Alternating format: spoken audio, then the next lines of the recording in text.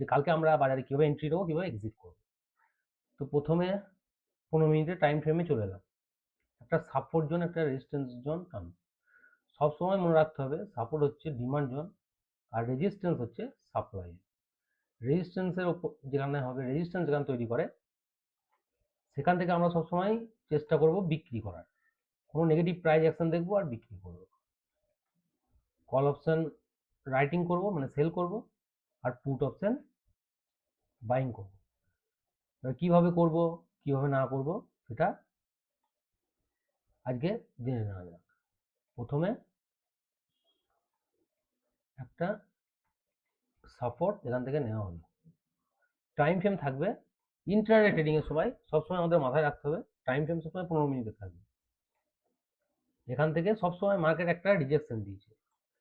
Market যখনই আসছে দেখলে বোঝা যাবে, এখানে আসছে, এখানে সাপোর্ট নিচ্ছে, এখান থেকে বাইং হচ্ছে, আবার আসছে, নতুন করে লো না বালিয়ে আবার হাই, আবার এখানে আসছে, আবার হাই।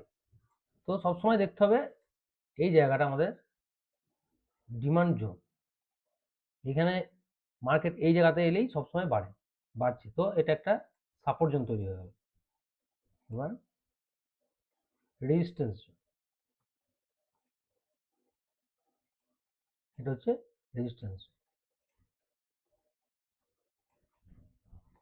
এবার ট্রেডিং করতে গেলে কি করবো, 5 মিনিটের টাইম ফ্রেম চলে আসবো, যেহেতু আমরা 5 মিনিটের ক্যান্ডেলে ট্রেড করি। কালকে মার্কেট যে কোনো একটা জায়গা থেকে ওপেন হতে পারে, কেউ বলতে পারবে না যে মার্কেট কোথায় ওপেন হবে কি না হবে। ধরা যাক মার্কেট কালকে গ্যাপ আপ ওপেন হবে, গ্যাপ আপ ওপেন হবে, তো এটা হচ্ছে রেজিস্ট্যান্স। এই রেজিস্ট্যান্সের ওপরে যদি আধ ঘন্টা সাস্টেন করে, প্রথমে আমাদের টার্গেট হয়ে যাবে কালকে মার্কেটে